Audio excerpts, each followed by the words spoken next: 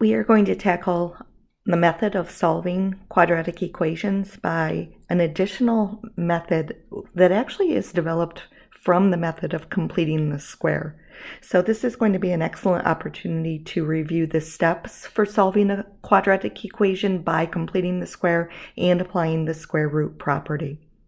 So we're going to start looking at the general form of a quadratic equation, which is a times x squared plus b times x plus c set equal to 0.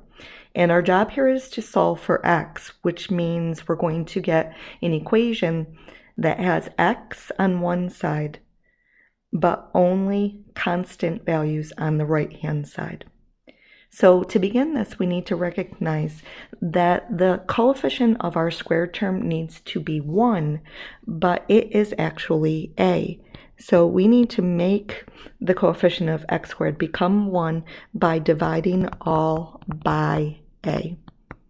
So we're going to divide everything by a. So we have a times x squared over a plus b times x over a plus c over a, and we need to divide everything by a, so 0 over a. Our next step is to simplify all that we can, and there are actually 3 things we can do. So a squared divided by a gives us our needed x squared. We can bring the coefficient out for our x term, which is b over a times x.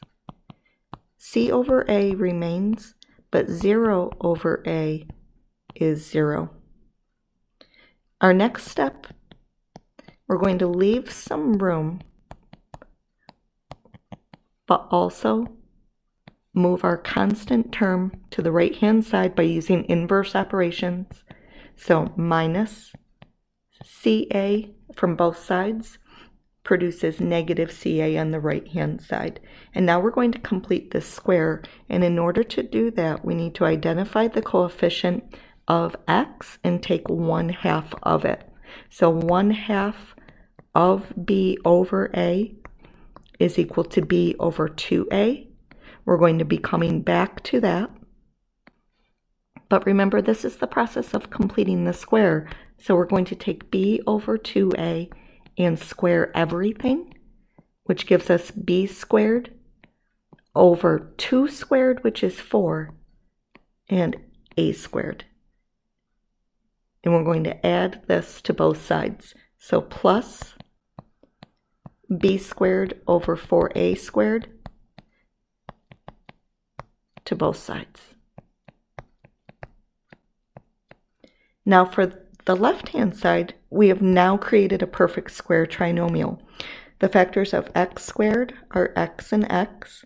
Notice we have plus b over a times x, so we have plus and plus. And then we're looking for factors of b squared over 4a squared that add to be b over a.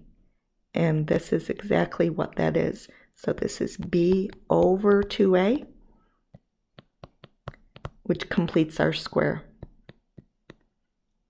Now on the right-hand side, we need to get a common denominator. And notice both denominators have an a, but they both need 4a squared.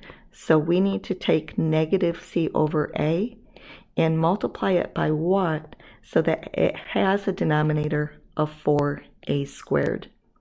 So we're missing a 4, and we also need another a. And we need to keep this fraction balanced, so we're going to multiply by 4a over 4a, which gives us negative 4ac for the numerator and our needed 4a squared for the denominator. So this is equal to negative 4ac over 4a squared plus b squared over 4a squared. Now the left side can factor and create x plus b over 2a quantity squared. And the right hand side, because we now have a common denominator, of 4a squared can be written as negative 4ac plus b squared. Now notice we have really accomplished a lot. How many x's do we now have? And the answer is 1. And so we need to get x by itself. We're going to take the square root of the left side, giving us x plus b over 2a. And this is quadratic. We have two solutions, positive or negative square root of negative 4ac plus b squared all over 4a squared. We need to solve for x by subtracting b over 2a. So x is equal to negative b over 2a plus or minus. And now take a moment and look at this fraction. Negative 4ac plus b squared is not a perfect square, but 4a squared is. So this gives us the square root of negative 4ac plus b squared over the square root of 4 is 2, the square root of a squared is a, and notice we have a common denominator, so we can bring these together, and we have x is equal to, and I'm going to bring this negative with my b, we have plus or minus the square root of. Now it is a little bit awkward to begin with a negative, so I'm actually going to use the fact that addition is commutative, so this is equal to b squared minus 4ac all over 2a, and I'm wondering if some of you know what we just created here. And this is the quadratic formula.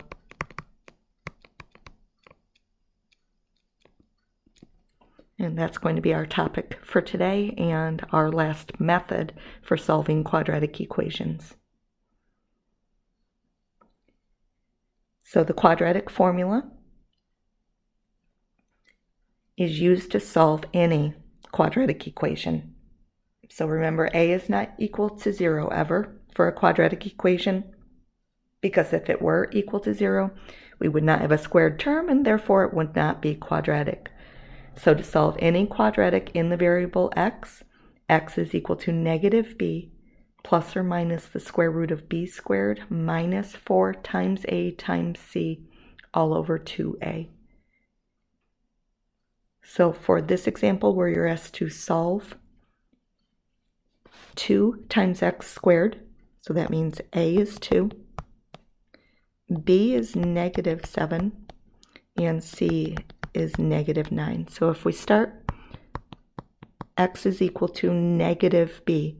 So this is the negative of negative 7 plus or minus the square root of. And I actually like to do this part on the side. So b squared minus 4ac is our most complicated part. So we have negative 7 squared. Make sure you put that negative in parentheses. It's very important to respect the fact that the negative is being squared as well.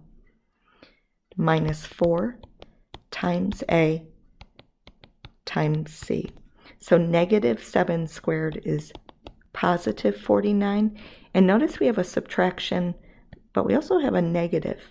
And so this is going to equal plus. And 4 times 2 is 8, and 8 times 9 is 72.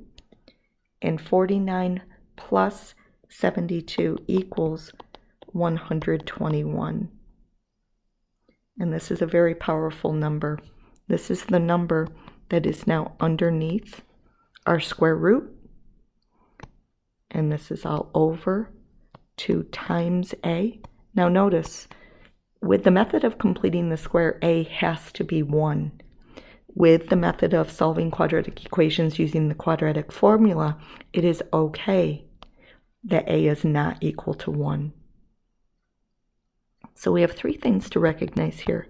The negative of a negative is a positive, so we have positive 7 plus or minus. And then the square root of 21, 121 is a perfect square. The square root of 121 is 11. And then 2 times 2 is 4. And now we're going to separate to respect the fact that we have plus or minus. So x is equal to 7 plus 11 over 4, which means x is equal to 18 over 4, which actually does simplify because 18 and 4 are both even. They both have a factor of 2. This simplifies to be 9 over 2. The other solution comes from x equals 7 minus 11, all divided by 4, which is negative 4 over 4, which is negative 1.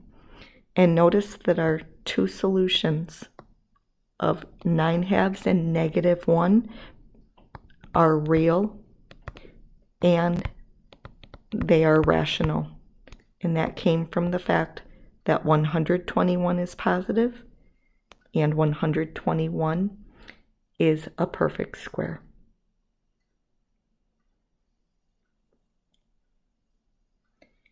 Your job is to use the quadratic formula to solve for x for 3 times x squared minus 10x minus 8, and make sure you are very conscious of your positives, your negatives, your arithmetic.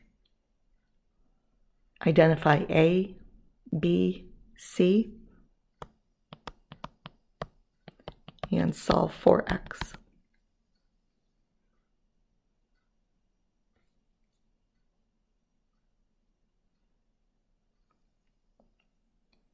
Our last example together, we have some work to do before we dive into this.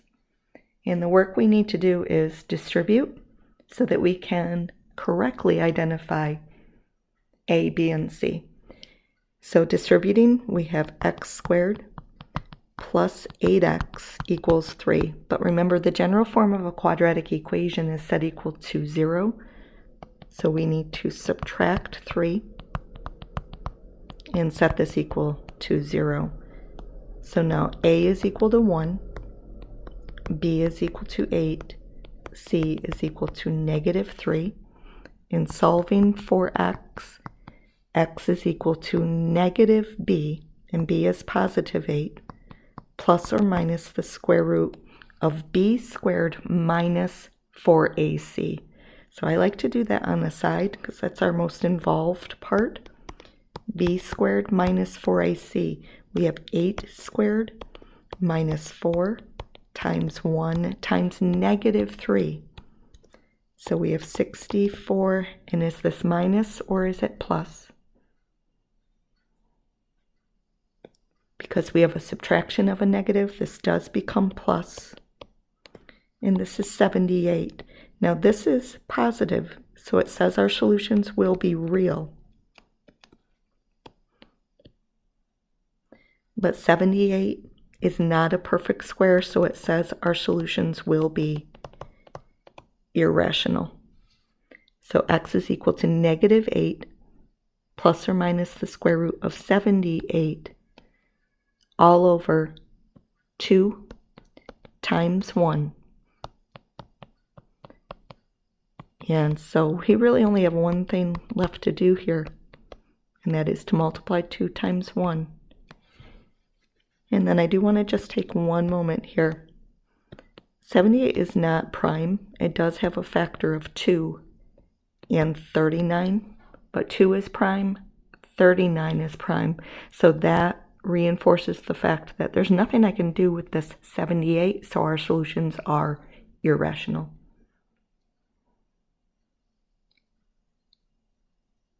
And your question is to solve by the quadratic formula for x times x plus 9, and this is set equal to negative 4.